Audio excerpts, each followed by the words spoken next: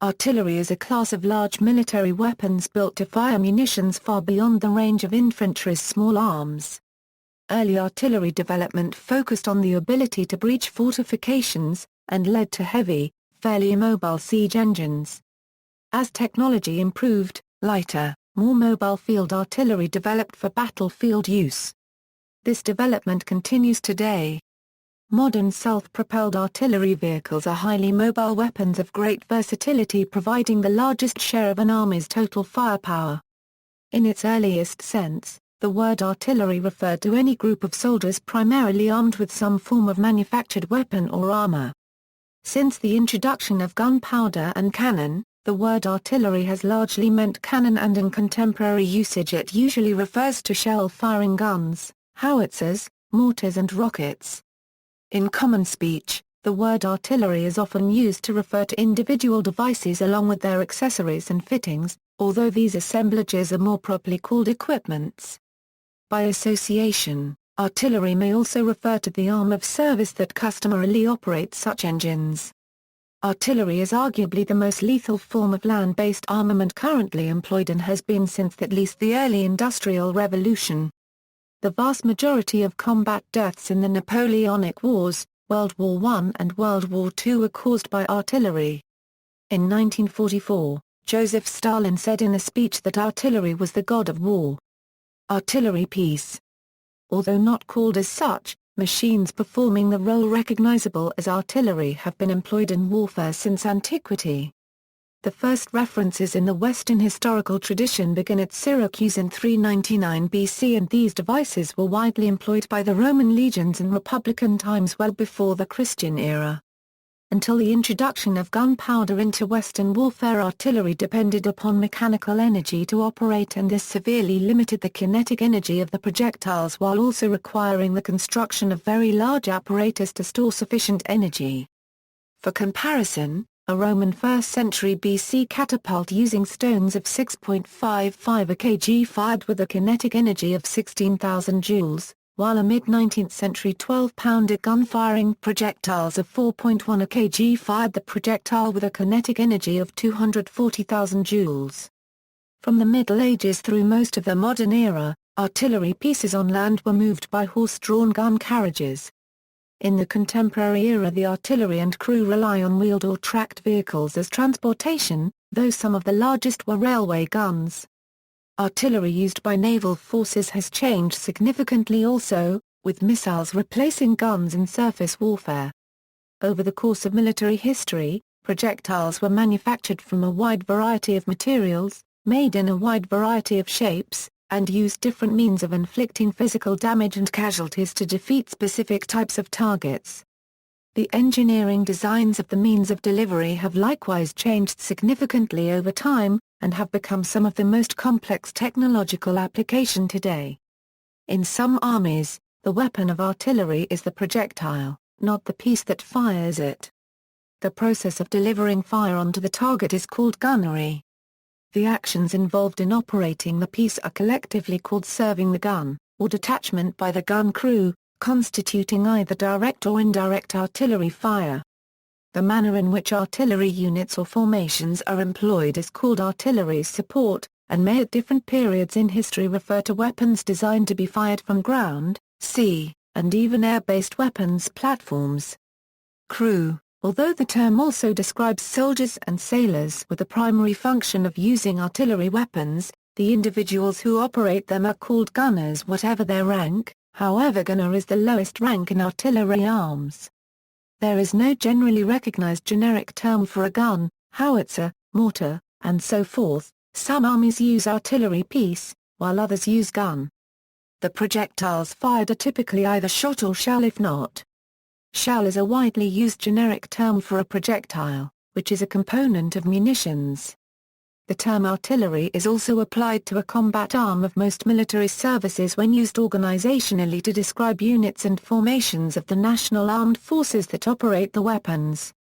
The gunners and their guns are usually grouped in teams called either crews or detachments. Several such crews and teams with other functions are combined into a unit of artillery usually called a battery, although sometimes called a company. Batteries are roughly equivalent to a company in the infantry, and are combined into larger military organizations for administrative and operational purpose. During military operations, the role of field artillery is to provide close support to other arms in combat or to attack targets. The latter role is typically achieved by delivering either high-explosive munitions to inflict casualties on the enemy from casing fragments and other debris and blast, or by demolition of enemy positions, equipment and vehicles. Fire may be directed by an artillery observer or called on to map coordinates. Military doctrine has played a significant influence on the core engineering design considerations of artillery ordnance through its history, in seeking to achieve a balance between delivered volume of fire with ordnance mobility. However, during the modern period the consideration of protecting the gunners also arose due to the late 19th century introduction of the new generation of infantry weapons using connoidal bullet, better known as the minié copyright ball, with a range almost as long as that of field artillery. The gunner's increasing proximity to and participation in direct combat against other combat arms and attacks by aircraft made the introduction of a gun shield necessary. The problems of how to employ a fixed or horse-towed gun in mobile warfare necessitated the development of new methods of transporting the artillery into combat. Two distinct forms of artillery developed, the towed gun, which was used primarily to attack or defend a fixed line, and the self-propelled gun, which was designed to accompany a mobile force and provide continuous fire support. These influences have guided the development of artillery ordnance, systems, organizations, and operations until the present, with artillery systems capable of providing support at ranges from as little as 100 am to the intercontinental ranges of ballistic missiles. The only combat in which artillery is unable to take part in is close quarters combat. Etymology: the word as used in the current context originated in the Middle Ages. One suggestion is that it comes from the Old French atelier meaning to arrange, and attilement meaning equipment. From the 13th century an artilleer referred to a builder of any war equipment, and for the next 250 years the sense of the word artillery covered all forms of military weapons. Hence the naming of the Honourable Artillery Company, an essentially infantry unit until the 19th century. Another suggestion is that comes from the Italian art de terreur coined by one of the first theorists on the use of artillery, Niccolò Tartaglia. History: mechanical systems used for throwing ammunition in ancient warfare, also known as engines of war, like the catapult, onager, trebuchet, and ballista, are also referred to by military historians as artillery. Invention of gunpowder. The first documented record of artillery with gunpowder propellant used on the battlefield was on January 28, 1132, when General Han Shizong of the Song dynasty used Escalade and Huachong to capture a city in Fujian. Early Chinese artillery had vase-like shapes. This includes the long-range awe-inspiring cannon dated from 1350 and found in the 14th century Ming dynasty treatise Hua Longjing. With the development of better metallurgy techniques, later cannons abandoned the vase shape of early Chinese artillery. This change can be seen in the bronze thousand-bore thunder cannon, an early example of field artillery. These small, crude weapons diffused into the Middle East and reached Europe in the 13th century, in a very limited manner.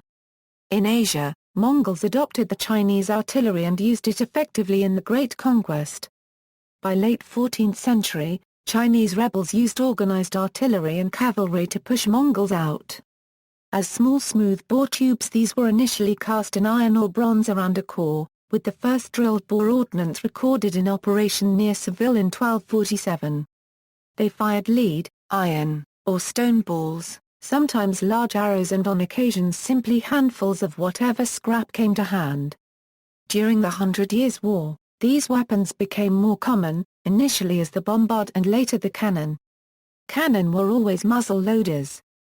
While there were many early attempts at breech-loading designs, a lack of engineering knowledge rendered these even more dangerous to use than muzzle loaders. Expansion of artillery use. In 1415, the Portuguese invaded the Mediterranean port town of Ceuta. While it is difficult to confirm the use of firearms in the siege of the city, it is known the Portuguese defended it thereafter with firearms, namely bombardas, calibretas, and falconettes. In 1419, Sultan Abu Zayd led an army to reconquer the fallen city, and Moroccans brought cannons and used them in the assault on Ceuta. Finally, handheld firearms and riflemen appear in Morocco, in 1437, in an expedition against the people of Tangiers. It is clear these weapons had developed into several different forms, from small guns to large artillery pieces. The artillery revolution in Europe caught on during the 100 Years' War and changed the way that battles were fought. In the preceding decades, the English had even used a gunpowder-like weapon in military campaigns against the Scottish. However, at this time, the cannons used in battle were very small and not particularly powerful.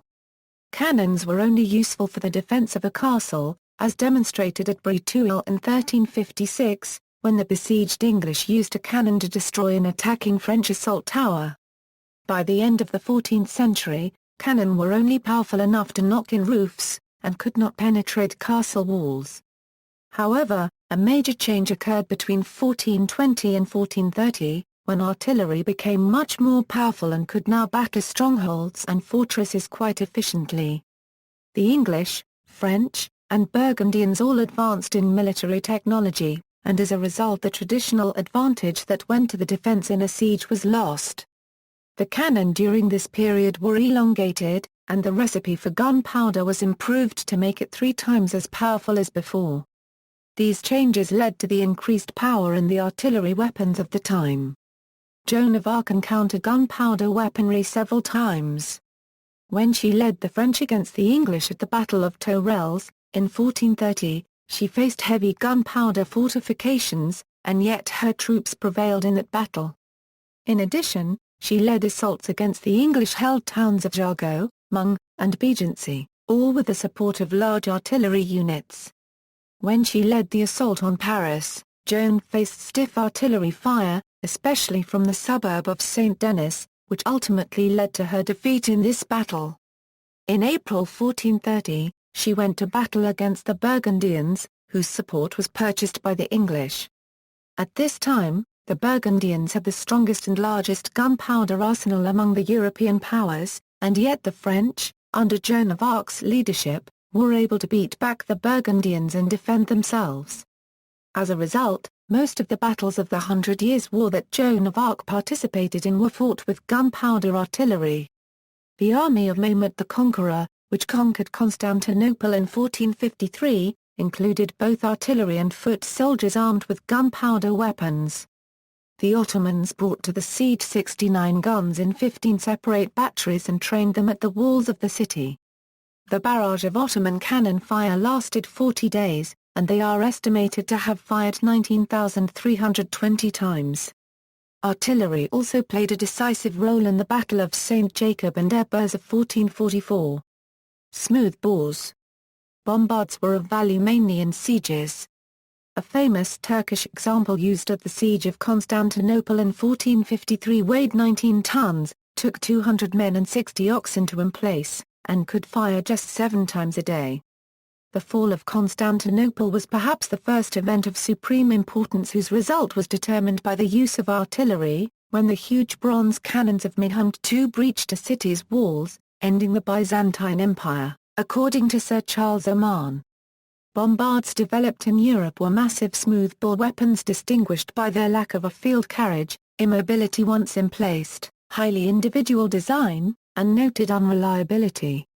Their large size precluded the barrels being cast, and they were constructed out of metal staves or rods bound together with hoops like a barrel, giving their name to the gun barrel. The use of the word cannon marks the introduction in the 15th century of a dedicated field carriage with axle, trail and animal-drawn limber. This produced mobile field pieces that could move and support an army in action, rather than being found only in siege and static defenses. The reduction in the size of the barrel was due to improvements in both iron technology and gunpowder manufacture, while the development of trunnions projections at the side of the cannon as an integral part of the caster allowed the barrel to be fixed to a more movable base, and also made raising or lowering the barrel much easier. The first land-based mobile weapon is usually credited to Jan Angstrom 1/2 3/4 Car, who deployed his oxen-hauled cannon during the Hussite Wars of Bohemia. However, cannons were still large and cumbersome. With the rise of musketry in the 16th century, cannon were largely displaced from the battlefield. The cannon were too slow and cumbersome to be used and too easily lost to a rapid enemy advance. The combining of shot and powder into a single unit, a cartridge, occurred in the 1620s with a simple fabric bag, and was quickly adopted by all nations. It speeded loading and made it safer, but unexpelled bag fragments were an additional fouling in the gun barrel, and a new tool, a wormer was introduced to remove them. Gustavus Adolphus is identified as the general who made cannon an effective force on the battlefield, pushing the development of much lighter and smaller weapons and deploying them in far greater numbers than previously. The outcome of battles was still determined by the clash of infantry. Shells, explosive-filled fused projectiles, were also developed in the 17th century. The development of specialized pieces, shipboard artillery, howitzers and mortars, was also begun in this period. More esoteric designs, like the multi-barrel rebiled equine, were also produced. The 1650 book by Kazimierz Siemianowicz Chartis Magnae Artilleriae Pars Prima was one of the most important contemporary publications on the subject of artillery. For over 2 centuries this work was used in Europe as a basic artillery manual. One of the most significant effects of artillery during this period was, however, somewhat more indirect, by easily reducing to rubble any medieval-type fortification or city wall. It abolished millennia of siege warfare strategies and styles of fortification building. This led, among other things, to a frenzy of new bastion-style fortifications to be built all over Europe and in its colonies, but also had a strong integrating effect on emerging nation-states, as kings were able to use their newfound artillery superiority to force any local dukes or lords to submit to their will, setting the stage for the absolutist kingdoms to come. Modern rocket artillery can trace its heritage back to the Mysorean rockets of India. Their first recorded use was in 1780 during the battles of the Second, Third and Fourth Mysore Wars. The wars fought between the British East India Company and the Kingdom of Mysore in India made use of the rockets as a weapon. In the Battle of Palila, the Siege of Seringapatam, and in Battle of Seringapatam in 1799, these rockets were used with considerable effect against the British. After the wars, several Mysore rockets were sent to England, and from 1801, William Congreve copied the rockets with minor modifications as the Congreve rocket, which were used effectively during the Napoleonic Wars and the War of 1812. Napoleonic artillery, cannons continued to become smaller and lighter. Frederick II of Prussia deployed the first genuine light artillery during the 7 Years' War. Jean-Baptiste de Gribeauval, a French artillery engineer, introduced the standardization of cannon design in the mid-18th century. He developed a 6-inch field howitzer whose gun barrel, carriage assembly and ammunition specifications were made uniform for all French cannons. The standardized interchangeable parts of these cannons down to the nuts, bolts and screws made their mass production and repair much easier. Another major change at this time was the development of a flintlock firing mechanism for the cannons to replace the old method of igniting powder in the cannon touch hole. The flintlock was a far more reliable mechanism. These improvements in the French artillery were essential for the later military successes of Napoleon. Napoleon, himself a former artillery officer, perfected the tactic of massed artillery batteries unleashed upon a critical point in his enemy's line as a prelude to a decisive infantry and cavalry assault. Modern artillery.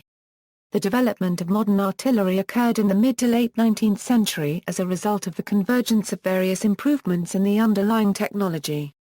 Advances in metallurgy allowed for the construction of breech-loading rifle guns that could fire at a much greater muzzle velocity. After the British artillery was shown up in the Crimean War as having barely changed since the Napoleonic Wars, the industrialist William Armstrong was awarded a contract by the government to design a new piece of artillery. Production started in 1855 at the Elswick Ordnance Company and the Royal Arsenal at Woolwich, and the outcome was the revolutionary Armstrong gun, which marked the birth of modern artillery. 3 of its features particularly stand out. First, the piece was rifled, which allowed for a much more accurate and powerful action. Although rifling had been tried on small arms since the 15th century, The necessary machinery to accurately rifle artillery was only available by the mid-19th century. Martin von Warendorf and Joseph Whitworth independently produced rifled cannon in the 1840s, but it was Armstrong's gun that was first to see widespread use during the Crimean War. The cast-iron shell of the Armstrong gun was similar in shape to a miniature copyright ball and had a thin lead coating which made it fractionally larger than the gun's bore and which engaged with the gun's rifling grooves to impart spin to the shell. This spin, together with the elimination of windage as a result of the tight fit, enabled the gun to achieve greater range and accuracy than existing smooth-bore muzzle loaders with a smaller powder charge. His gun was also a breech loader. Although attempts at breech-loading mechanisms had been made since medieval times, the essential engineering problem was that the mechanism couldn't withstand the explosive charge. It was only with the advances in metallurgy and precision engineering capabilities during the Industrial Revolution that Armstrong was able to construct a viable solution. The gun combined all the properties that make up an effective artillery piece. The gun was mounted on a carriage in such a way as to return the gun to firing position after the recoil. What made the gun really revolutionary lay in the technique of the construction of the gun barrel that allowed it to withstand much more powerful explosive forces. The built-up method involved assembling the barrel with wrought iron tubes of successively smaller diameter. The tube would then be heated to allow it to expand and fit over the previous tube. When it cooled, the gun would contract, although not back to its original size, which allowed an even pressure along the walls of the gun which was directed inward against the outward forces that the gun firing exerted on the barrel. Another innovative feature, more usually associated with 20th century guns, was what Armstrong called its grip, which was essentially a squeeze bore. The 6 inches of the bore at the muzzle end was of slightly smaller diameter, which centered the shell before it left the barrel and at the same time slightly swagged down its lead coating, reducing its diameter and slightly improving its ballistic qualities. Armstrong's system was adopted in 1858, initially for special service in the field, and initially he only produced smaller artillery pieces, 6-pounder mountain or light field guns, 9-pounder guns for horse artillery, and 12-pounder field guns. The first cannon to contain all modern features is generally considered to be the French 75 of 1897. It was the first field gun to include a hydro-pneumatic recoil mechanism, which kept the gun's trail and wheels perfectly still during the firing sequence. Since it did not need to be re-aimed after each shot, the crew could fire as soon as the barrel returned to its resting position. In typical use, the French 75 could deliver 15 rounds per minute on its target, either shrapnel or melinite high explosive, up to about 5 miles away. Its firing rate could even reach close to 30 rounds per minute, albeit only for a very short time and with a highly experienced crew. These were rates that contemporary bolt-action rifles could not match. The gun used cased ammunition, was breech-loading, had modern sights, a self-contained firing mechanism and hydro-pneumatic recoil dampening. Indirect fire, see article Indirect fire. The firing of a projectile without relying on direct line of sight between the gun and the target, possibly dates back to the 16th century. Early battlefield use of indirect fire may have occurred at Poulsig in July 1759 when the Russian artillery fired over the tops of trees, and at the Battle of Waterloo where a battery of the Royal Horse Artillery fired an indirect shrapnel barrage against advancing French troops. In 1882 a Russian officer, Lieutenant Colonel K.G. Geig, published Indirect Fire for Field Artillery that provided a practical method of using aiming points for indirect fire by describing all the essentials of aiming points, crest clearance, and corrections to fire by an observer.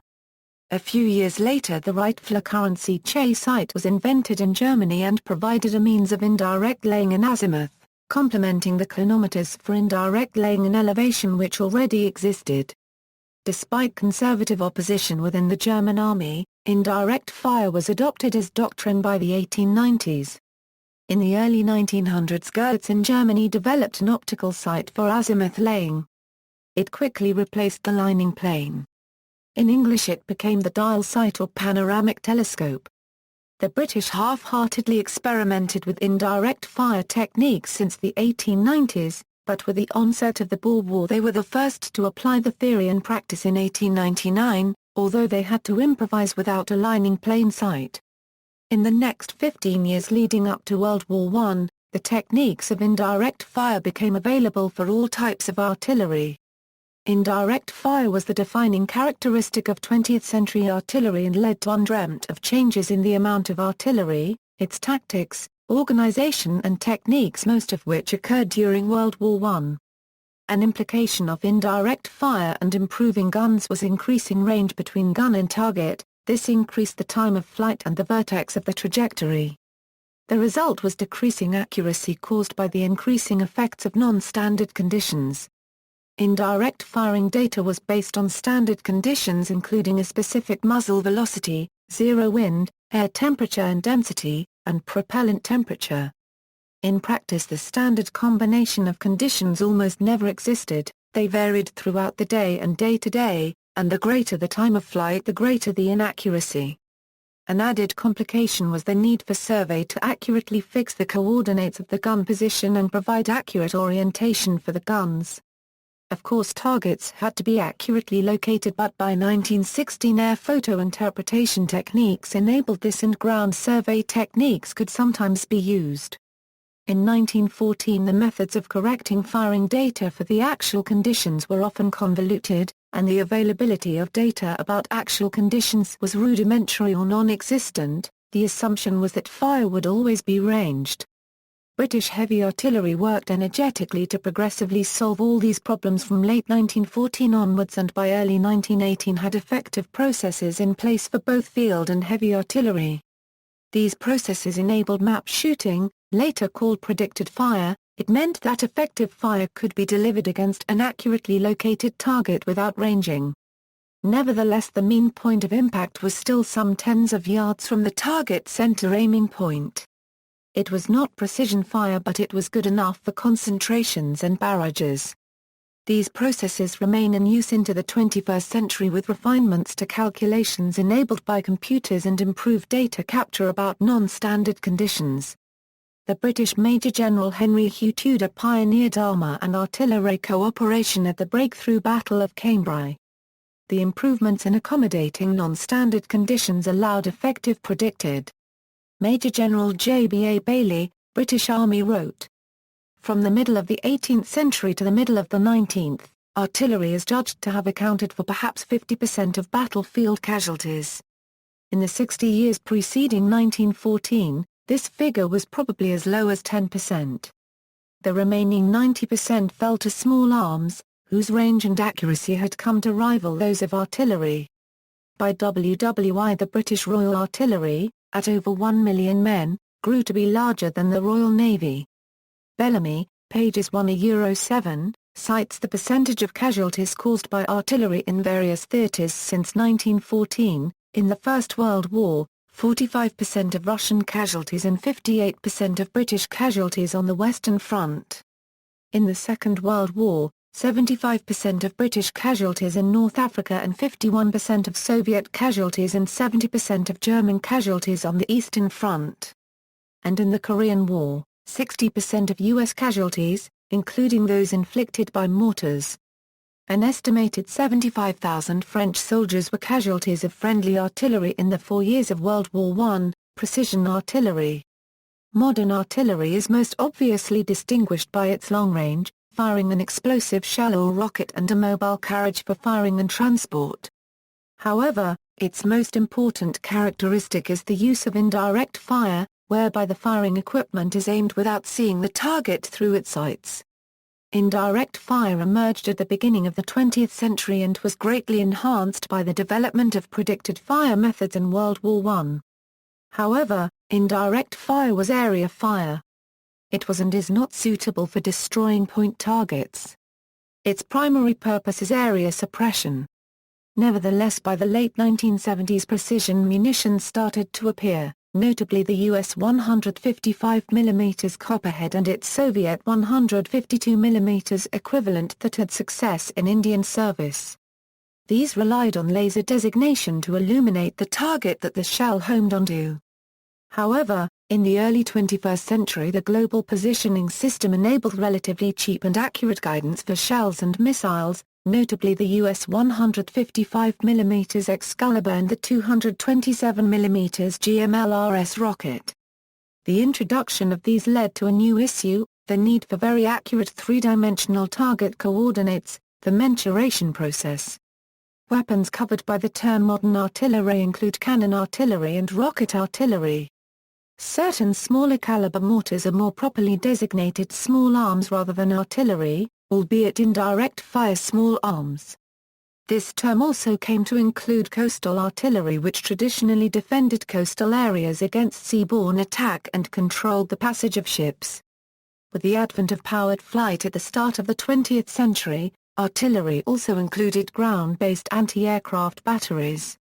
The term artillery has traditionally not been used for projectiles with internal guidance systems, preferring the term missile, though some modern artillery units employ surface-to-surface missiles. Advances in terminal guidance systems for small munitions has allowed large-caliber guided projectiles to be developed, blurring this distinction. Ammunition. One of the most important roles of logistics is the supply of munitions as a primary type of artillery consumable, their storage and the provision of fuses, detonators and warheads at the point where artillery troops will assemble the charge, projectile, bomb or shell. A round of artillery ammunition comprises 4 components: 1 the fuse, 2, the projectile, 3, the propellant, 4, the primer, fuses. The correct spelling is fuse. Fuses are the devices that trigger explosion of the artillery ammunition charge. Broadly there are 4 main types: impact, mechanical time including airburst, proximity sensor including airburst, electronic time including airburst. Most artillery fuses are nose fuses. However, base fuses have been used with armor-piercing shells and for squash-head anti-tank shells.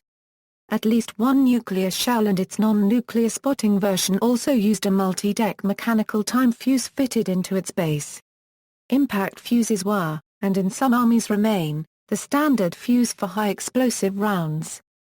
Their default action is normally super quick. Some have had a graze action which allows them to penetrate light cover and others have delay. Delay fuses allow the shell to penetrate the ground before exploding. Armor or concrete piercing fuses are specially hardened. During World War I and later, ricochet fire with delay or graze-fused HE shells, fired with a flat angle of descent, was used to achieve airburst. HE shells can be fitted with other fuses. Airburst fuses usually have a combined airburst and impact function.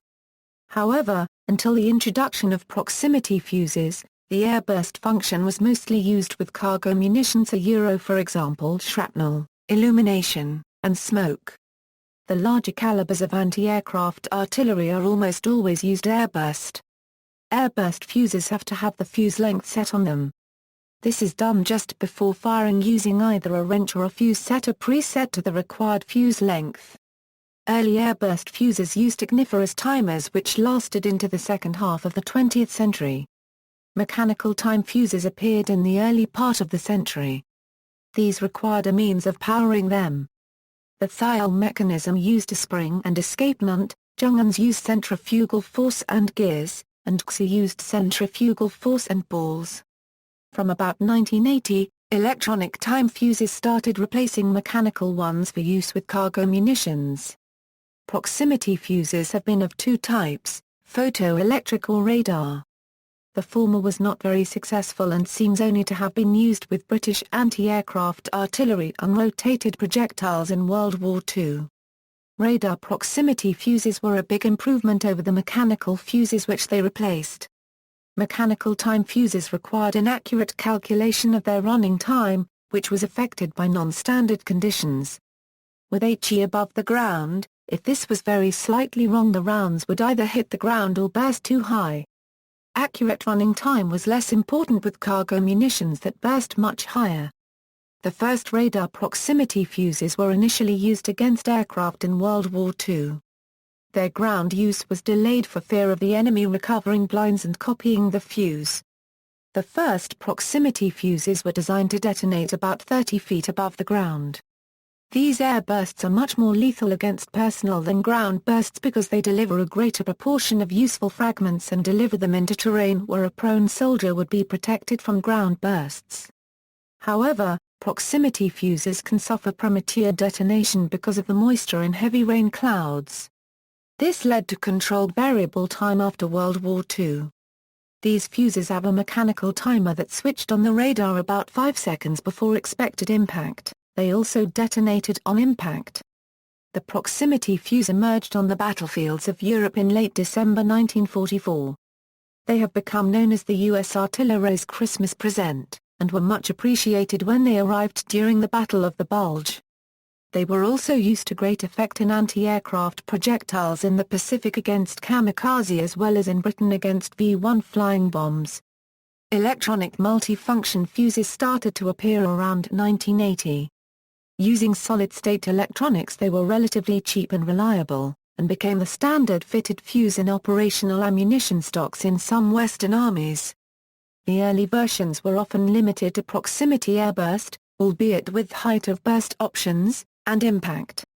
Some offered a go-no-go functional test through the fuse setter. Later versions introduced induction fuse setting and testing instead of physically placing a fuse setter on the fuse. The latest, such as Junghan's DM84U, provide options giving super quick, delay, a choice of proximity heights of burst, time and a choice of foliage penetration depths. A new type of artillery fuse will appear soon. In addition to other functions, these offer some course correction capability, not full precision but sufficient to significantly reduce the dispersion of the shells on the ground. Projectiles. The projectile is the munition or bullet fired downrange. This may or may not be an explosive device. Traditionally, projectiles have been classified as shot, or shell, the former being solid and the latter having some form of payload. Shells can also be divided into 3 configurations: bursting, base ejection or nose ejection. The latter is sometimes called the shrapnel configuration. The most modern is base ejection, which was introduced in World War I. Both base and nose ejection are almost always used with airburst fuses. Bursting shells use various types of fuse depending on the nature of the payload and the tactical need at the time. Payloads have included bursting high explosive, white phosphorus, colored marker, chemical, nuclear devices. High explosive anti-tank and canister may be considered special types of bursting shell. Base ejection, dual-purpose improved conventional munitions bomblets, which arm themselves and function after a set number of rotations after having been ejected from the projectile, scatterable mines, illuminating, colored flare, smoke, incendiary, propaganda, chaff and modern exotics such as electronic payloads and sensor-fused munitions. Nose ejection, shrapnel, flechette, star, incendiary. Stabilization, rifle. Traditionally, artillery projectiles have been spin-stabilized, meaning that they spin in flight so that gyroscopic forces prevent them from tumbling.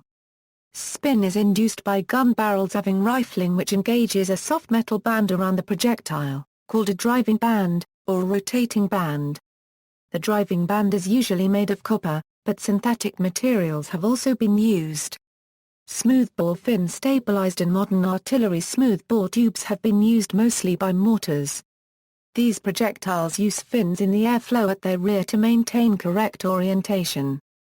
The primary benefits over rifled barrels is reduced barrel wear, longer ranges that can be achieved and larger explosive cores for a given caliber artillery due to less metal needing to be used to form the case of the projectile because of less force applied to the shell from the non-rifled sides of the barrel of smoothbore guns. Rifled fin stabilized. A combination of the above can be used, where the barrel is rifled, but the projectile also has deployable fins for stabilization, guidance or gliding. Propellant. Most forms of artillery require a propellant to propel the projectile at the target. Propellant is always a low explosive, this means it deflagrates instead of detonating, as with high explosives. The shell is accelerated to a high velocity in a very short time by the rapid generation of gas from the burning propellant. This high pressure is achieved by burning the propellant in a contained area, either the chamber of a gun barrel or the combustion chamber of a rocket motor. Until the late 19th century, the only available propellant was black powder. Black powder had many disadvantages as a propellant. It has relatively low power, requiring large amounts of powder to fire projectiles, and created thick clouds of white smoke that would obscure the targets, betray the positions of guns and make aiming impossible. In 1846 nitrocellulose was discovered, and the high-explosive nitroglycerin was discovered at much the same time. Nitrocellulose was significantly more powerful than black powder, and was smokeless. Early gun cotton was unstable, however, and burned very fast and hot, leading to greatly increased barrel wear. Widespread introduction of smokeless powder would wait until the advent of the double base powders, which combine nitrocellulose and nitroglycerin to produce powerful, smokeless, stable propellant. Many other formulations were developed in the following decades, generally trying to find the optimum characteristics of a good artillery propellant. Low temperature, high energy, non-corrosive, highly stable, cheap, and easy to manufacture in large quantities. Broadly, modern gun propellants are divided into three classes: single-base propellants, which are mainly or entirely nitrocellulose-based, double-base propellants composed of a combination of nitrocellulose and nitroglycerin, and triple-base composed of a combination of nitrocellulose and nitroglycerin and nitroguanidine.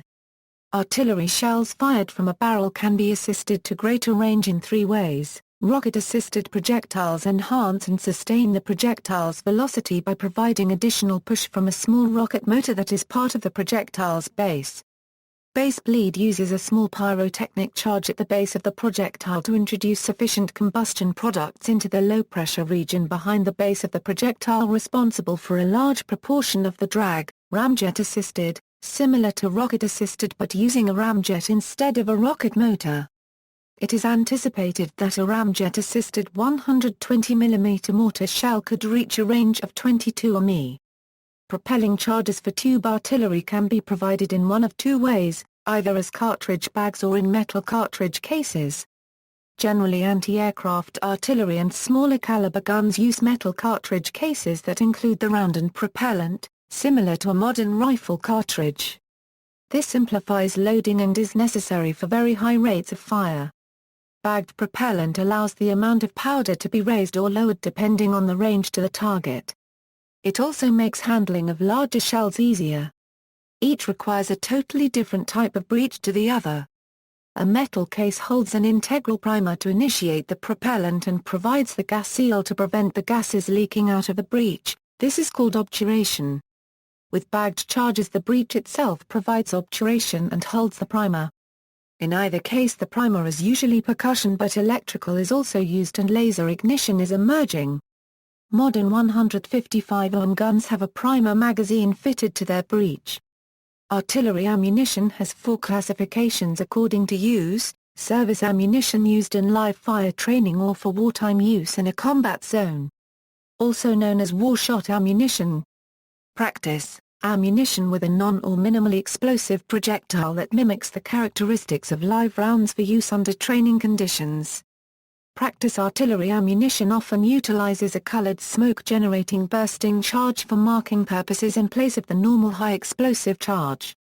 Dummy ammunition with an inert warhead, inert primer, and no propellant. Used for training or display. Blank ammunition with live primer, greatly reduced propellant charge and no projectile. Used for training, demonstration or ceremonial use. Field artillery system. Because field artillery mostly uses indirect fire, the guns have to be part of a system that enables them to attack targets invisible to them in accordance with their combined arms plan. The main functions in the field artillery system are communications, command, authority to allocate resources. Target acquisition, detect, identify and deduce the location of targets. Control, authority to decide which targets to attack and allot fire units to the attack. Computation of firing data to deliver fire from a fire unit onto its target. Fire units, guns, launchers or mortars grouped together. Specialist services produce data to support the production of accurate firing data. Logistics services to provide combat supplies, particularly ammunition, and equipment support. Organizationally and spatially, these functions can be arranged in many ways. Since the creation of modern indirect fire, different armies have done it differently at different times and in different places. Technology is often a factor, but so are military social issues, the relationships between artillery and other arms, and the criteria by which military capability, efficiency and effectiveness are judged. Cost is also an issue because artillery is expensive due to the large quantities of ammunition that it uses and its level of manpower. Communications underpin the artillery system. They have to be reliable and in real time to link the various elements. During the 20th century, communications used flags, Morse code by radio, line and lights, voice and teleprinter by line. Radio has included HF, VHF, satellite and radio relay, as well as modern tactical trunk systems. In Western armies, at least, radio communications are now usually encrypted. The emergence of mobile and man-portable radios after World War I had a major impact on artillery because it enabled fast and mobile operations with observers accompanying the infantry or armored troops. In World War II, some armies fitted their self-propelled guns with radios. However, sometimes in the first half of the 20th century, hard-copy artillery fire plans and map traces were distributed. Data communications can be especially important for artillery because by using structured messages and defined data types, fire control messages can be automatically routed and processed by computers. For example, a target acquisition element can send a message with target details which is automatically routed through the tactical and technical fire control elements to deliver firing data to the gun's laying system and the gun automatically laid. As tactical data networks become pervasive, they will provide any connected soldier with a means for reporting target information and requesting artillery fire. Command is the authority to allocate resources, typically by assigning artillery formations or units. Terminology and its implications vary widely. However, very broadly, artillery units are assigned in direct support or in general support. Typically, the former mostly provide close support to maneuver units while the latter may provide close support and/or depth fire, notably counter-battery. Generally, direct support also means that the artillery unit provides artillery observation and liaison teams to the supported units. Sometimes direct support units are placed under command of the regiment brigade they support. General support units may be grouped into artillery formations, for example, brigades, even divisions, or multi-battalion regiments, and usually under command of division, corps or higher HQs. General support units tend to be moved to where they are most required at any particular time. Artillery command may impose priorities and constraints to support their combined arms commanders' plans. Target acquisition can take many forms. It is usually observation in real time but may be the product of analysis. Artillery observation teams are the most common means of target acquisition. However, air observers have been used since the beginning of indirect fire and were quickly joined by air photography. Target acquisition may also be by anyone that can get the information into the artillery system. Targets may be visible to forward troops or in depth and invisible to them. Observation equipment can vary widely in its complexity. Unmanned air vehicles are the latest form of air observation, having been first introduced in the early 1960s. The equipment available to observation teams has progressed from just prismatic compass, handheld or tripod-mounted binoculars and sometimes optical rangefinders. Special equipment for locating hostile artillery, flash spotting and notably sound ranging appeared in World War I. The latter has been undergone increasing refinement as technology has improved. These were joined by radar in World War II.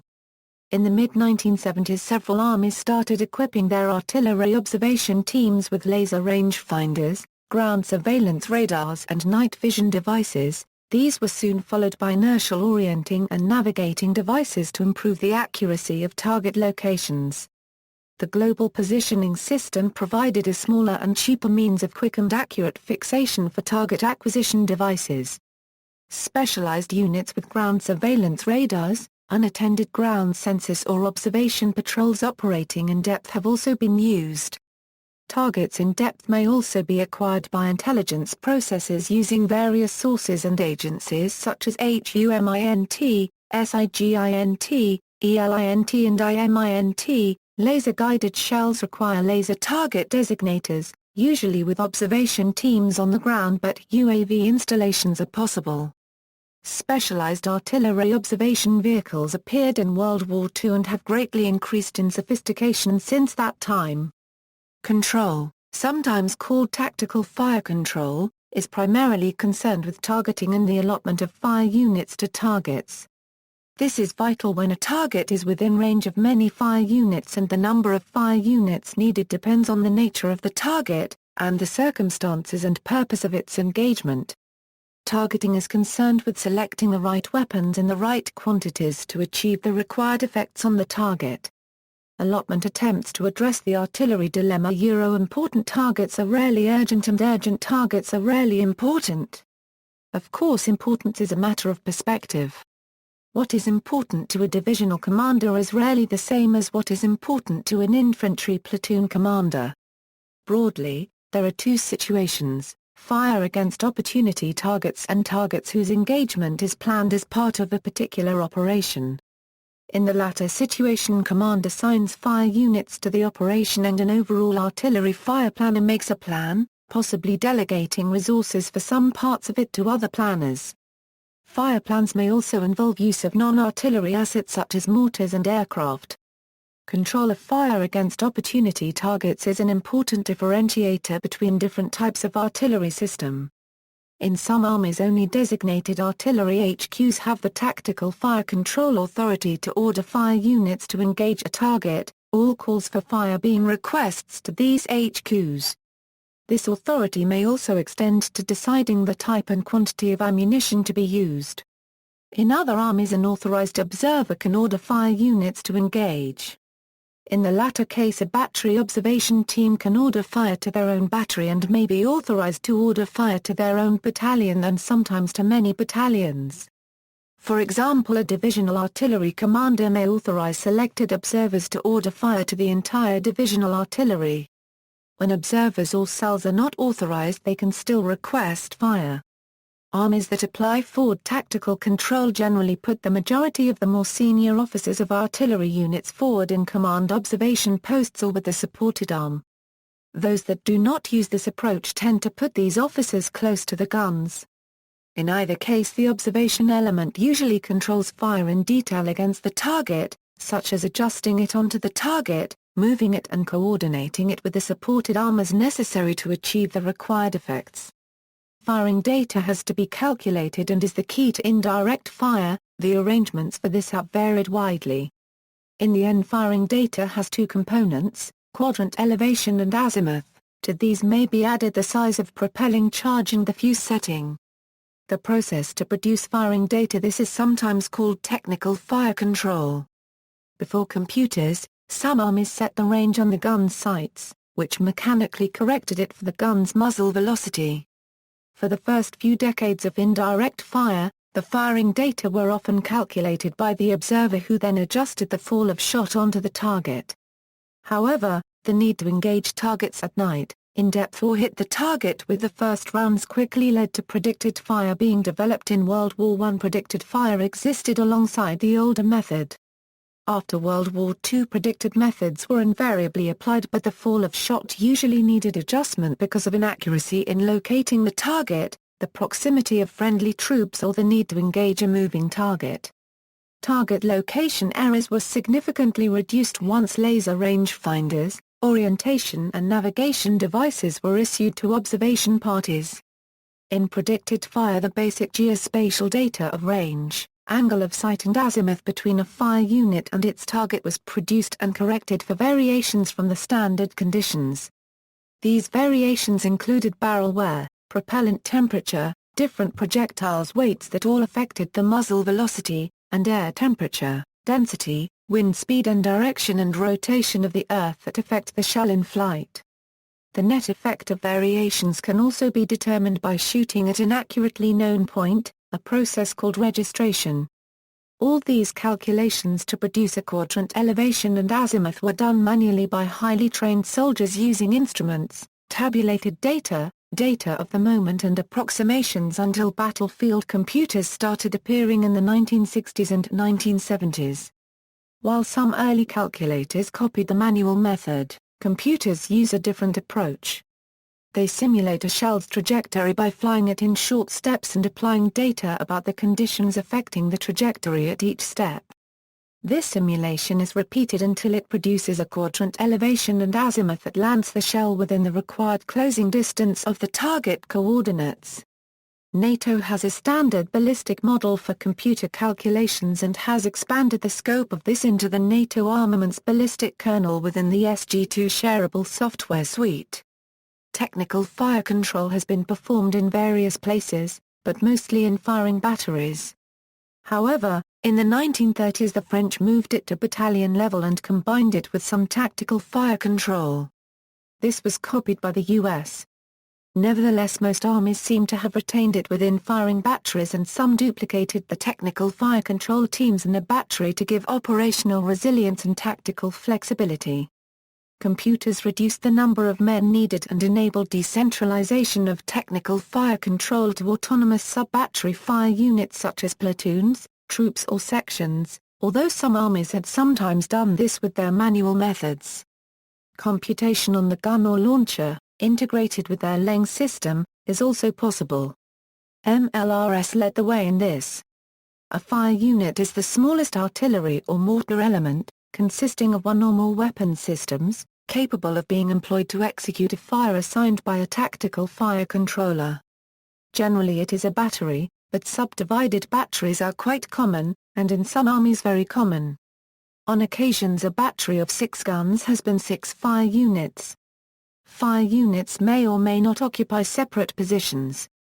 Geographically dispersed fire units may or may not have an integral capability for technical fire control.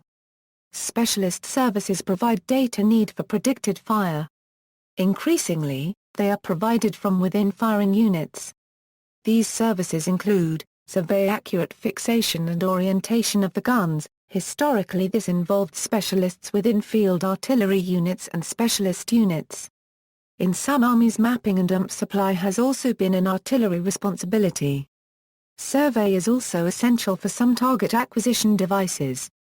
Traditional survey methods of measurement and calculation have been replaced by inertial orientation and navigators and GPS. Meteorological data. Historically these were usually divisional-level specialist teams, but advances in technology mean they are now increasingly part of artillery units. Calibration, periodically establishing the normal muzzle velocity of each gun as it wears. Originally this involved special facilities and army-level teams.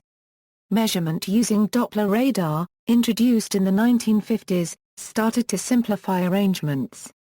Some armies now have a muzzle velocity measuring radar permanently fitted to every gun.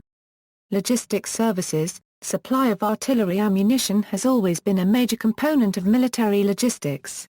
Up until World War I some armies made artillery responsible for all forward ammunition supply because the load of small arms ammunition was trivial compared to artillery. Different armies use different approaches to ammunition supply, which can vary with the nature of operations. Differences include where the logistics service transfers artillery ammunition to artillery, the amount of ammunition carried in units and extent to which stocks are held at unit or battery level. A key difference is whether supply is push or pull. In the former the pipeline keeps pushing ammunition into formations or units at a defined rate.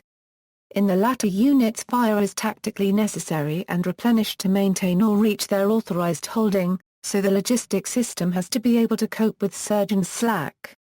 Artillery has always been equipment intensive, and for centuries artillery provided its own artificers to maintain and repair their equipment. Most armies now place these services in specialist branches with specialist repair elements in batteries and units. Classification of artillery. Artillery types can be categorized in several ways, for example by type or size of weapon or ordnance, by role or by organizational arrangements. Types of ordnance. The types of cannon artillery are generally distinguished by the velocity at which they fire projectiles. Types of artillery. Field artillery, mobile weapons used to support armies in the field. Subcategories include, infantry support guns, directly support infantry units. Mountain guns, lightweight weapons that can be moved through difficult terrain. Field guns, capable of long-range fire. Howitzers, capable of high-angle fire, they are most often employed for indirect fire. Gun howitzers, capable of high or low-angle fire with a long barrel. Mortars, typically short-barreled, high-trajectory weapons designed primarily for an indirect fire role. Anti-tank artillery, weapons, usually mobile, designed for attacking tanks. Anti-aircraft artillery, weapons, usually mobile, designed for attacking aircraft from the ground. Some guns were suitable for dual-role anti-aircraft and field use. The World War II German 88mm gun was a famous example. Rocket artillery, rocket launched instead of shot or shell. Motorized artillery, towed by artillery tractors or APU installed. Self-propelled artillery, typically guns, mortars or gun howitzers mounted on a vehicle. Railway gun, large-caliber weapons that are mounted on, transported by and fired from specially designed railway wagons. Naval artillery, guns mounted on warships and used either against other ships or in support of ground forces. The crowning achievement of naval artillery was the battleship, but the advent of air power and missiles have rendered this type of artillery largely obsolete. They are typically longer-barreled, low-trajectory, high-velocity weapons designed primarily for a direct fire role. Coastal artillery, fixed-position weapons dedicated to defense of a particular location, usually a coast or harbor. Not needing to be mobile, coastal artillery used to be much larger than equivalent field artillery pieces, giving them longer range and more destructive power. Modern coastal artillery is often self-propelled, and fully integrated, meaning that each battery has all of the support systems that it requires organic to its unit. Modern field artillery can also be split into two other categories, towed and self-propelled. As the name suggests, towed artillery has a prime mover, usually a jeep or truck, to move the piece, crew, and ammunition around.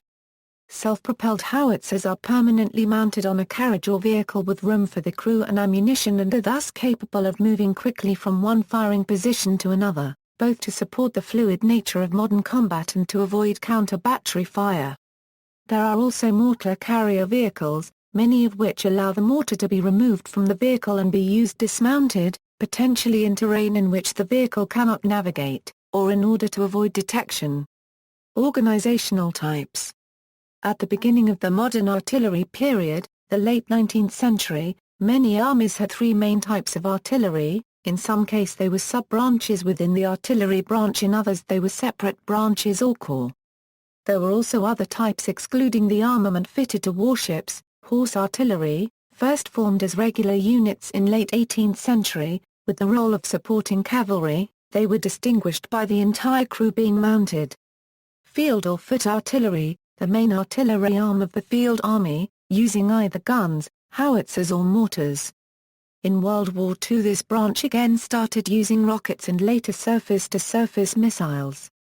Fortress or garrison artillery, manned a nation's fixed defenses using guns, howitzers or mortars either on land or coastal frontiers. Some had deployable elements to provide heavy artillery to the field army.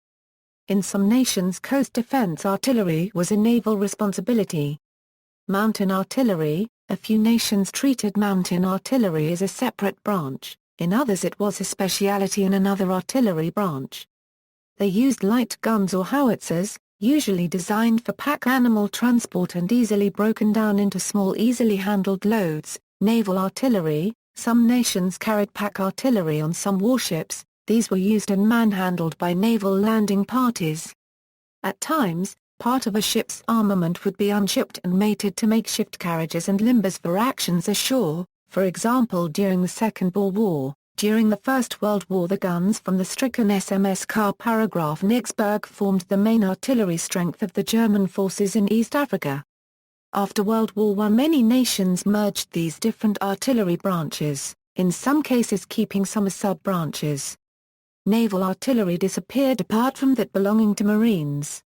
However, two new branches of artillery emerged during that war and its aftermath. Both used specialized guns and used direct not indirect fire. In the 1950s and 1960s both started to make extensive use of missiles, anti-tank artillery, also under various organizational arrangements but typically either field artillery or a specialist branch and additional elements integral to infantry, etc., units.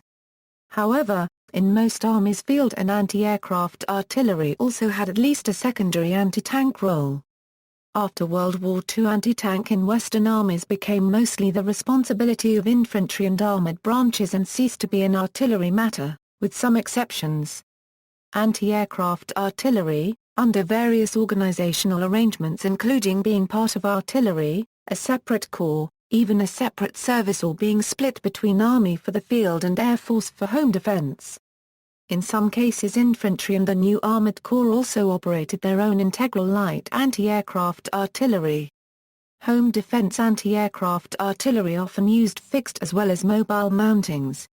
Some anti-aircraft guns could also be used as field or anti-tank artillery, providing they had suitable sights. However, the general switch by artillery to indirect fire before and during World War I led to a reaction in some armies. The result was accompanying or infantry guns.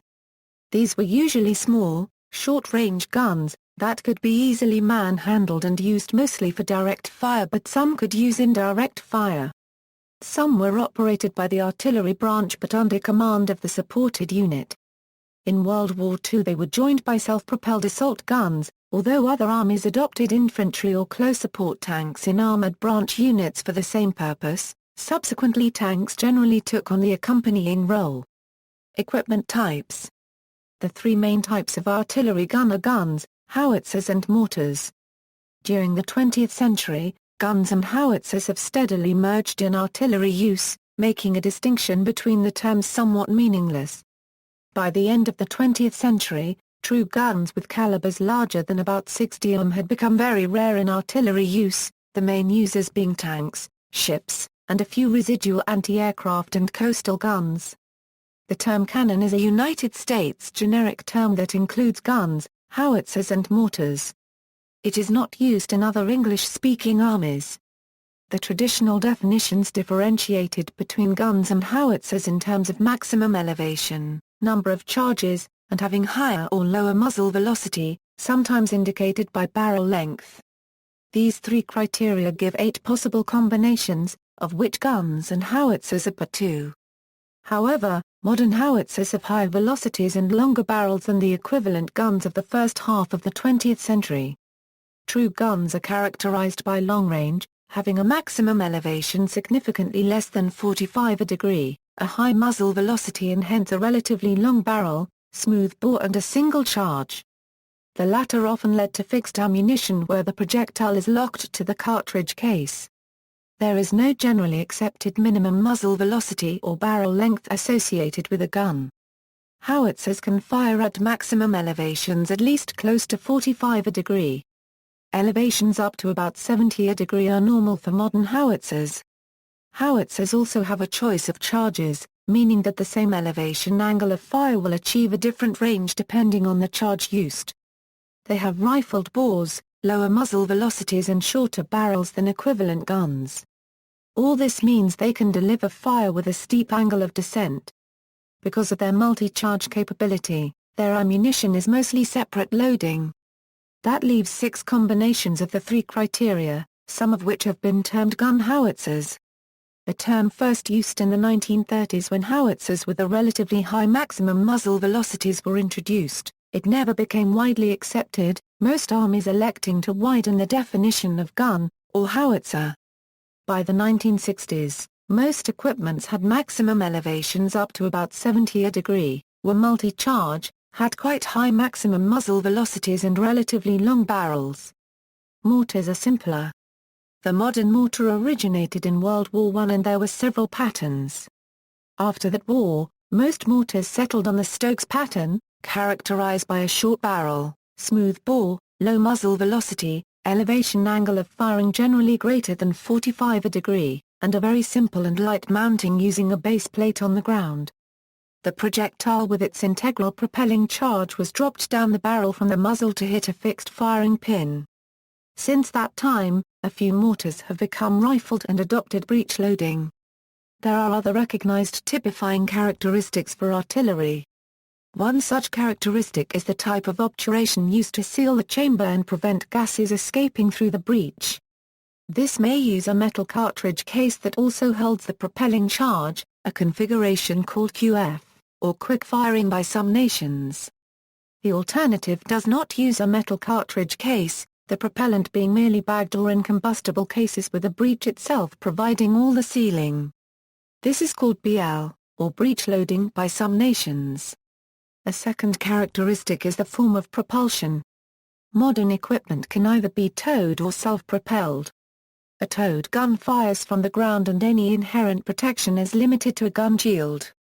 Towing by horse teams lasted throughout World War II in some armies, but others were fully mechanized with wheeled or tracked gun towing vehicles by the outbreak of that war. The size of a towing vehicle depends on the weight of the equipment and the amount of ammunition it has to carry. A variation of towed is puttee, where the vehicle carries the gun which is dismounted for firing. Mortars are often carried this way. A mortar is sometimes carried in an armored vehicle and can either fire from it or be dismounted to fire from the ground. Since the early 1960s it has been possible to carry lighter towed guns and most mortars by helicopter. Even before that, they were parachuted or landed by glider from the time of the first airborne trials in the USSR in the 1930s. In an SP equipment, the gun is an integral part of the vehicle that carries it. SPs first appeared during World War I, but did not really develop until World War II. They are mostly tracked vehicles, but wheeled SPs started to appear in the 1970s. Some SPs have no armor and carry little or no ammunition. Armored SPs usually carry a useful ammunition load. Early armored SPs were mostly a casemate configuration, in essence an open-top armored box offering only limited traverse. However, most modern armored SPs have a full enclosed armored turret, usually giving full traverse for the gun. Many SPs cannot fire without deploying stabilizers or spades, sometimes hydraulic.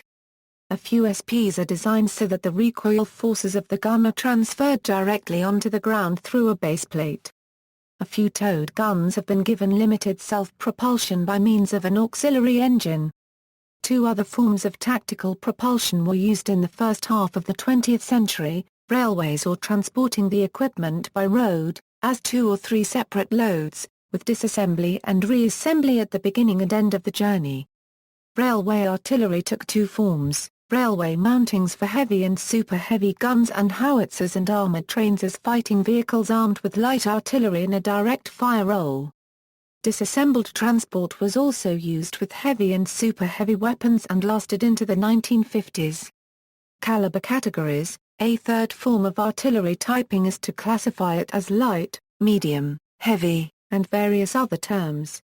It appears to have been introduced in World War I, which spawned a very wide array of artillery in all sorts of sizes, so a simple categorical system was needed. Some armies defined these categories by bands of calibers. Different bands were used for different types of Wehrpanzer Euro field guns, mortars, anti-aircraft guns and coast guns. Modern operations. List of countries in order of amount of artillery: Russia, 26,121, Democratic People's Republic of Korea, 17,900 plus, China, 17,700 plus, India, 11,258 plus, Republic of Korea, 10,774 plus, United States, 8,137, Turkey, 7,450 plus, Israel, 5,432, Egypt, 4,480, Pakistan, 4,291 plus, Syria, 3,805 plus, Algeria, 3,465, Iran, 3,668 plus, Jordan, 2,339, Iraq, 2,300 plus, Finland, 1,398, France, 758, Brazil, 900, Cameroon, 883, Morocco, 848, Hungary -835. Artillery is used in a variety of roles depending on its type and caliber. The general role of artillery is to provide fire support. The application of fire, coordinated with the maneuver of forces to destroy, neutralize or suppress the enemy. This NATO definition, of course, makes artillery a supporting arm, although not all NATO armies agree with this logic. The italicized terms are NATO's. Unlike rockets, guns and mortars are suitable for delivering close supporting fire. However, they are all suitable for providing deep supporting fire, although the limited range of many mortars tends to exclude them from the role. Their control arrangements and limited range also mean that mortars are most suited to direct supporting fire. Guns are used either for this or general supporting fire, while rockets are mostly used for the latter. However, lighter rockets may be used for direct fire support. These rules of thumb apply to NATO armies. Modern mortars, because of their lighter weight and simpler, more transportable design, are usually an integral part of infantry and, in some armies, armor units. This means they generally do not have to concentrate their fire, so their shorter range is not a disadvantage. Some armies also consider infantry-operated mortars to be more responsive than artillery, but this is a function of the control arrangements and not the case in all armies. However, mortars have always been used by artillery units and remain with them in many armies, including a few in NATO. In NATO armies, artillery is usually assigned a tactical mission that establishes its relationship and responsibilities to the formation or units it is assigned to. It seems that not all NATO nations use the terms, and outside NATO others are probably used. The standard terms are direct support, general support reinforcing and reinforcing. These tactical missions are in the context of the command authority, operational command, operational control, tactical command or tactical control. In NATO, direct support generally means that the directly supporting artillery unit provides observers and liaison to the maneuver troops being supported. Typically an artillery battalion or equivalent is assigned to a brigade and its batteries to the brigade's battalions. However, some armies achieve this by placing the assigned artillery units under command of the directly supported formation. Nevertheless, the battery's fire can be concentrated onto a single target, as can the fire of units in range and with the other tactical missions. Application of fire. There are several dimensions to this subject. The first is the notion that fire may be against an opportunity target or may be prearranged. If it is the latter, it may be either on call or scheduled. Prearranged targets may be part of a fire plan. Fire may be either observed or unobserved. If the former, it may be adjusted; if the latter, then it has to be predicted. Observation of adjusted fire may be directly by a forward observer or indirectly via some other target acquisition system. NATO also recognizes several different types of fire support for tactical purposes: counter-battery fire, delivered for the purpose of destroying or neutralizing the enemy's fire support system; counter-preparation fire, intensive prearranged fire delivered when the imminence of the enemy attack is discovered; covering fire, used to protect troops when they are within range of enemy small arms; defensive fire, delivered by supporting units to assist and protect a unit engaged in a defensive action; final protective fire, an immediately available prearranged barrier of fire designed to impede enemy movement across defensive lines or areas; harassing fire, a random number of shells are fired at random intervals, without any pattern to it that the enemy can predict. This process is designed to hinder enemy forces' movement, and, by the constantly imposed stress, threat of losses and inability of enemy forces to relax or sleep, lowers their morale. Interdiction fire, placed on an area or point to prevent the enemy from using the area or point. Preparation fire, delivered before an attack to weaken the enemy position. These purposes have existed for most of the 20th century, although their definitions have evolved and will continue to do so. Lack of suppression in counter-battery is an omission. Broadly, they can be defined as either deep supporting fire, directed at objectives not in the immediate vicinity of own force, for neutralizing or destroying enemy reserves and weapons, and interfering with enemy command, supply, communications and observation.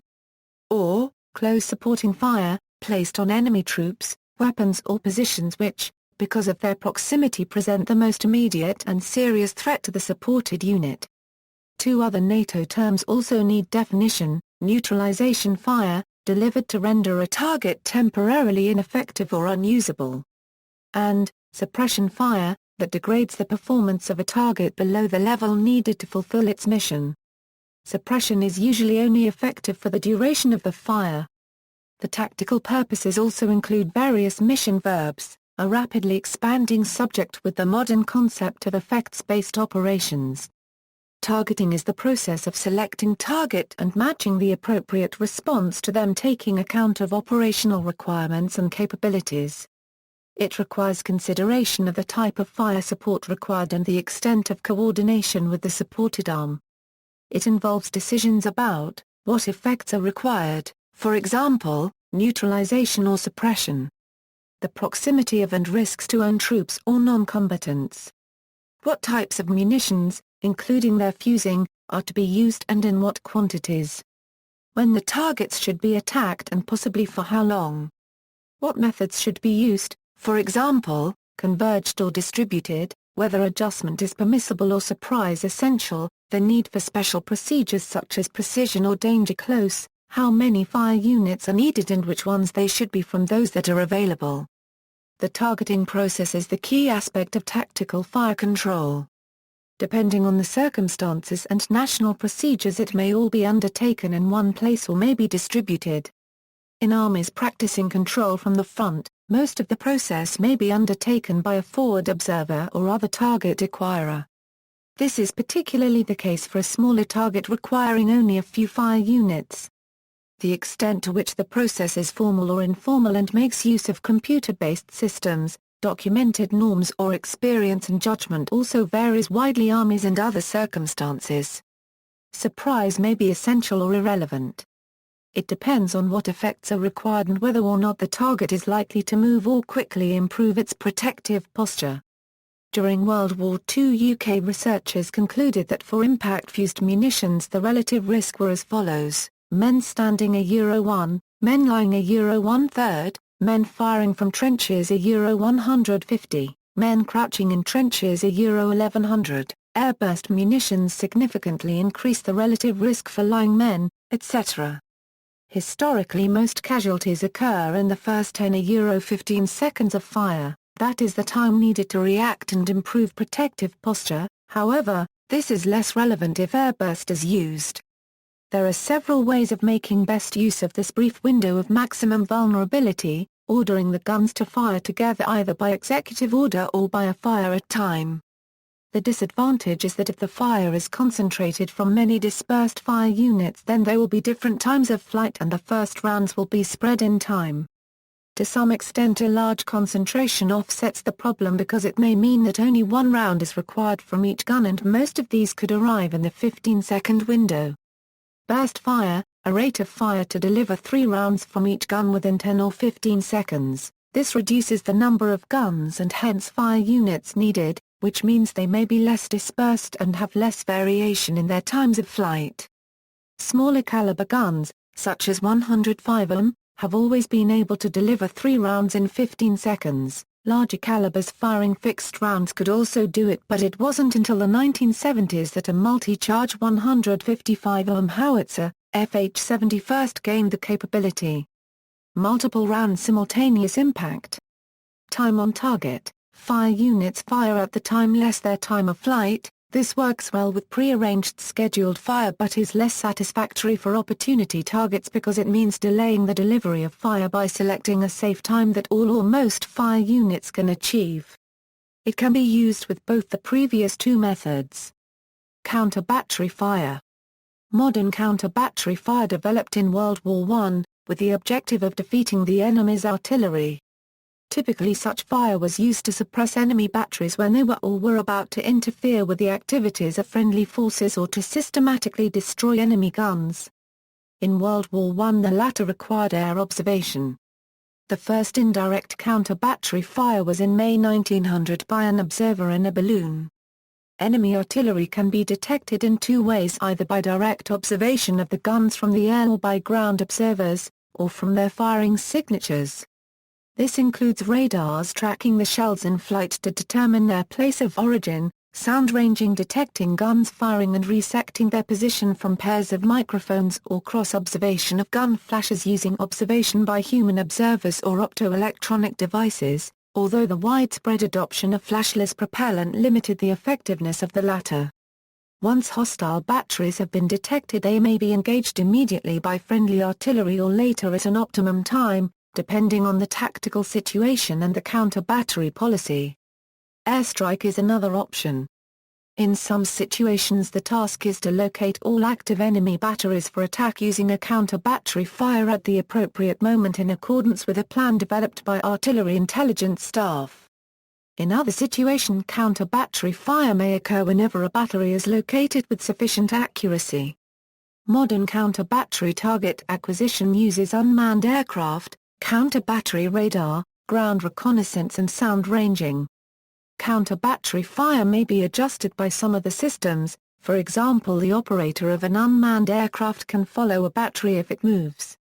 Defensive measures by batteries include frequently changing position or constructing defensive earthworks, the tunnels used by North Korea being an extreme example. Countermeasures include air defense against aircraft and attacking counter-battery radars physically and electronically. Field Artillery Team. Field Artillery Team is a U.S. term in the following description and terminology applies to the U.S., other armies are broadly similar but differ in significant details. The field artillery system above gives a more comprehensive description.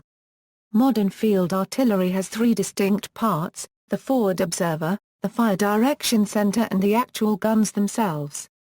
The forward observer observes the target using tools such as binoculars, laser rangefinders, designators and callback fire missions on his radio, or relays the data through a portable computer via an encrypted digital radio connection protected from jamming by computerized frequency hopping. A lesser-known part of the team is the FAS or Field Artillery Survey Team, which sets up the gun line for the cannons. Today most artillery battalions use a.n. aiming circle, which allows for faster setup and more mobility. FAS teams are still used for checks and balances purposes, and if a gun battery has issues with the aiming circle, a FAS team will do it for them. The FO can communicate directly with the battery FDC, of which there is one per each battery of 4 Euro-8 guns. Otherwise the several FOs communicate with a higher FDC such as at a battalion level, and the higher FDC prioritizes the targets and allocates fires to individual batteries as needed to engage the targets that are spotted by the FOs or to perform pre-planned fires. The battery FDC computes firing data: Euro ammunition to be used, powder charge, fuse settings, the direction to the target, and the quadrant elevation to be fired at to reach the target, what gun will fire any rounds needed for adjusting on the target, and the number of rounds to be fired on the target by each gun once the target has been accurately located: Euro to the guns. Traditionally this data is relayed via radio or wire communications as a warning order to the guns, followed by orders specifying the type of ammunition and fuse setting, direction, and the elevation needed to reach the target, and the method of adjustment or orders for fire for effect. However, in more advanced artillery units, this data is relayed through a digital radio link. Other parts of the field artillery team include meteorological analysis to determine the temperature, humidity and pressure of the air and wind direction and speed at different altitudes. Also, radar is used both for determining the location of enemy artillery and mortar batteries and to determine the precise actual strike points of rounds fired by battery and comparing that location with what was expected to computer registration, allowing future rounds to be fired with much greater accuracy. Time on target. A technique called time on target was developed by the British Army in North Africa at the end of 1941 and early 1942, particularly for counter-battery fire and other concentrations. It proved very popular. It relied on BBC time signals to enable officers to synchronize their watches to the second, because this avoided the need to use military radio networks and the possibility of losing surprise, and the need for field telephone networks in the desert. With this technique, the time of flight from each fire unit to the target is taken from the range or firing tables, or the computer, and each engaging fire unit subtracts its time of flight from the TOT to determine the time to fire. An executive order to fire is given to all guns in the fire unit at the correct moment to fire. When each fire unit fires their rounds at their individual firing time, all the opening rounds will reach the target area almost simultaneously. This is especially effective when combined with techniques that allow fires for effect to be made without preliminary adjusting fires. MRSI. This is a modern version of the earlier time-on-target concept in which fire from different weapons was timed to arrive on target at the same time. It is possible for artillery to fire several shells per gun at a target and have all of them arrive simultaneously, which is called MRSI. This is because there is more than one trajectory for the rounds to fly to any given target. Typically one is below 45 degrees from horizontal and the other is above it, and by using different size propelling charges with each shell, it is possible to create multiple trajectories. Because the higher trajectories cause the shells to arc higher into the air, they take longer to reach the target, and so if the shells are fired on these trajectories for the first volleys and then after the correct pause more volleys are fired on the lower trajectories, the shells will all arrive at the same time. This is useful because many more shells can land on the target with no warning. With traditional volleys along the same trajectory, anybody at the target area may have time to take cover between volleys. However, guns capable of burst fire can deliver several rounds in 10 seconds if they use the same firing data for each, and if guns in more than one location are firing on one target, they can use time-on-target procedures so that all their shells arrive at the same time on target. To engage targets using MRSI requires two things: firstly, guns with the requisite rate of fire and sufficient different size propelling charges; secondly, a fire control computer that has been designed to compute such missions and the data handling capability that allows all the firing data to be produced, sent to each gun and then presented to the gun commander in the correct order. The number of rounds that can be delivered in MRSI depends primarily on the range to the target and the rate of fire. For maximum rounds, the range is limited to that of lowest propelling charge that will reach the target. Examples of guns with a rate of fire that makes them suitable for MRSI includes UK's AS-90, South Africa's Denel G6-52 away, Germany's Panzerhaubitze 2000 away, and Slovakia's 155 OM SPGH Zuzena Model 2000. The Archer project, a 155 OM howitzer on a wheeled chassis claiming to be able to deliver up to 7 shells on target simultaneously from the same gun. The 120 OM twin-barrel Amos mortar system, joint developed by Harcurrency Glun's Patria, is capable of 7+7 shells MRSI. The United States Crusader program was slated to have MRSI capability. It is unclear how many fire control computers have the necessary capabilities. 2-round MRSI firings were a popular artillery demonstration in the 1960s, where well-trained detachments could show off their skills for spectators. Airburst. The destructiveness of artillery bombardments can be enhanced when some or all of the shells are set for airburst, meaning that they explode in the air above the target instead of upon impact. This can be accomplished either through time fuses or proximity fuses. Time fuses use a precise timer to detonate the shell after a preset delay. This technique is tricky and slight variations in the functioning of the fuse can cause it to explode too high and be ineffective, or to strike the ground instead of exploding above it. Since December 1944, proximity-fused artillery shells have been available that take the guesswork out of this process. These embody a miniature, low-powered radar transmitter in the fuse to detect the ground and explode them at a predetermined height above it. The return of the weak radar signal completes an electrical circuit in the fuse which explodes the shell. The proximity fuse itself was developed by the British to increase the effectiveness of anti-aircraft warfare. This is a very effective tactic against infantry and light vehicles, because it scatters the fragmentation of the shell over a larger area and prevents it from being blocked by terrain or entrenchments that do not include some form of robust overhead cover. Combined with TOT or MRSI tactics that give no warning of the incoming rounds, These rounds are especially devastating because many enemy soldiers are likely to be caught in the open. This is even more so if the attack is launched against an assembly area or troops moving in the open rather than a unit in an entrenched tactical position. See also, References, Notes. Bibliography, TM 9-2300, Holmes, Richard. The World Atlas of Warfare, Military Innovations That Changed the Course of History. New York, Viking Studio Books. ISBN A978-0-670-81967-6.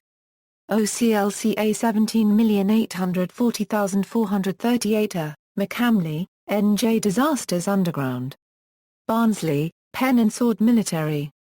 ISBN A978-84415-022-9.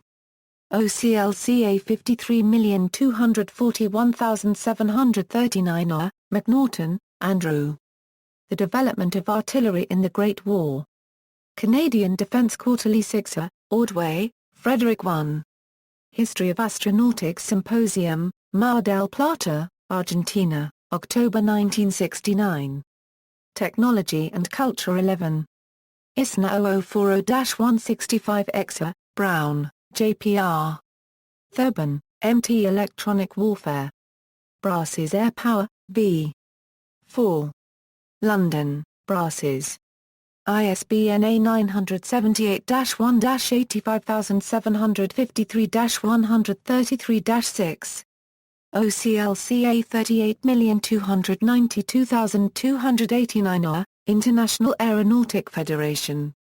Interavia 32, 262. ISNA 0020-5168. Schmeidchen, Volker.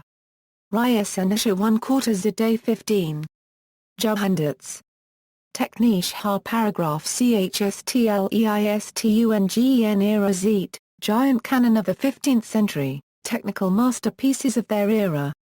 Technikgeschichte 44, 153 €173. OCLCA 85351643. Further reading, Hogg, Oliver Frederick Gillilan. Artillery, Its Origin, Heyday and Decline. London, C. Hurst. ISBN A978-0-900966-43-9. OCLCA 99454. Bailey, J.B.A. Field Artillery and Firepower. AUSA Institute of Land Warfare Book. Annapolis, Maryland, Naval Institute Press. ISBN A978-1-59114-029-0. OCLCA 51931033. External links, Portsmouth Action Field Gun Pictures and Video, Naval Weapons of the World, Cannon Artillery, The Voice of Freedom's Thunder, Modern Artillery, Evans, Nigel F. British Artillery in World War II. Inches, Artillery Tactics and Combat During the Napoleonic Wars, Artillery of Napoleon's Imperial Guard, French Artillery and its Ammunition. 14th to the end of the 19th century, historic films showing artillery in World War I at European Film Gateway U.